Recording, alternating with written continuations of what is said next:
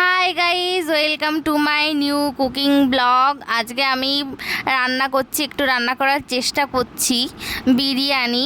প্রথমে যেরকম আর কি মশলা দিয়ে তোমরা মাংসটা কষিয়ে নাও, সেরকম আমি সব মশলাই দিয়ে দিয়েছি।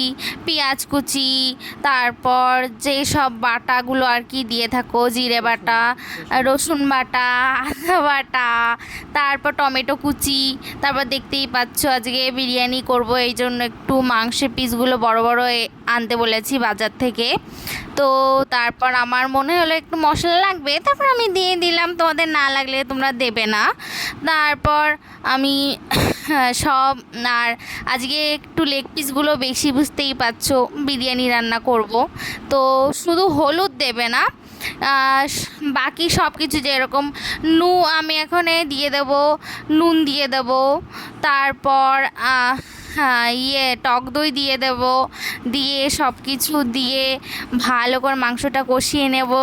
মাংসটা দেখো কি সুন্দর কষানো হচ্ছে, আমার তো এখনই দেখে কেমন লোভ লেগে যাচ্ছে মাংসগুলো দেখে। তোমরা এরকম সুন্দর করে কষাবে, সুন্দর করে কষিয়ে নিচ্ছি, দেখো কি সুন্দর করে কষাচ্ছি।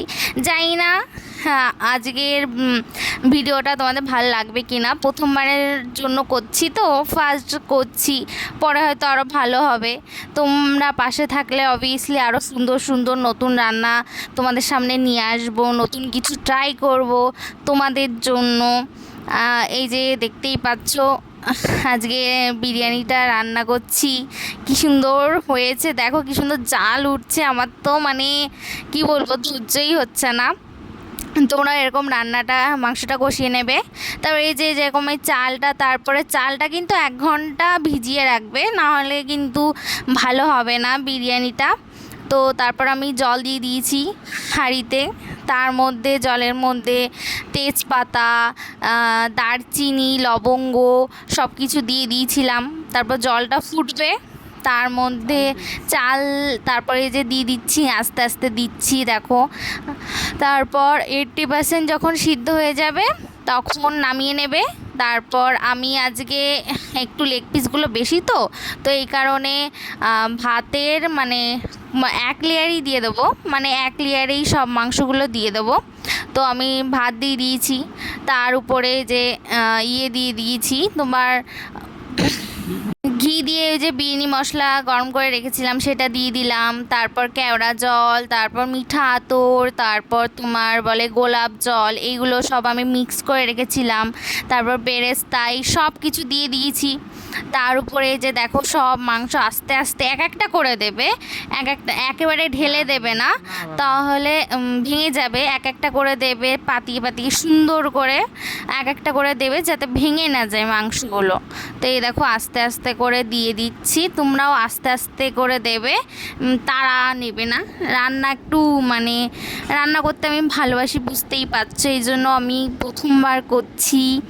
সবাই বলল যে আমি ভালো রান্না করি, তো এই কারণেই আজকে একটু প্রথমবার ভিডিওটা নিয়ে এসেছি। কেমন হয়েছে এটা তো তোমরা একটু জানিও যে ভিডিওটা কেমন হয়েছে, আর যেগুলো ভুল আছে সেইগুলো একটু ক্ষমা করে দিও।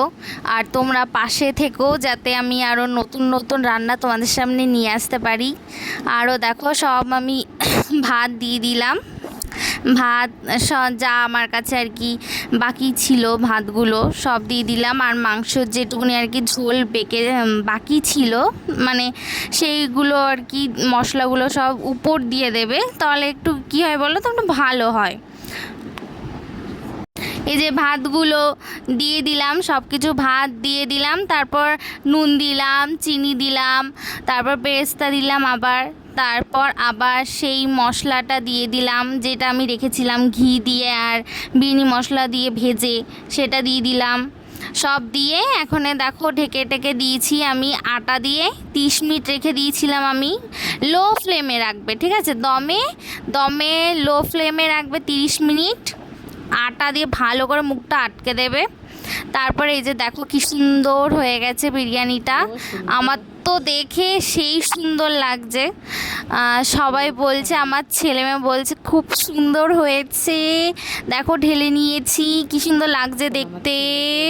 এখন দেখো আমি এখন খেতে দিয়েছি, দেখো কি সুন্দর হয়েছে, তোমরা বলো কেমন হয়েছে।